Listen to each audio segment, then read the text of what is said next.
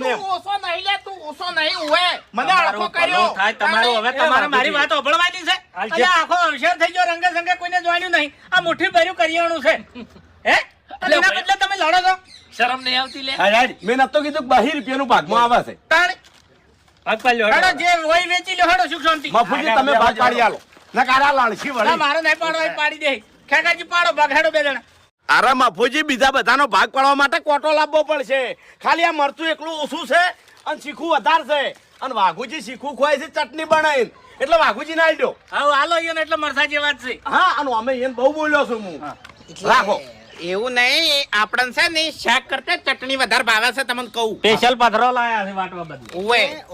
મારે તો ભડો મને ખાલી 2 ચમચી આલો વાટીને ખાવા માટે એમ. અને મફુજી મારે કેવો નિયમ છે ખબર છે કે 3 ટાઈમ માંથી 1 ટાઈમ મરસું વાટીને ખાઉં છું એટલે મને શીખું ભાવે.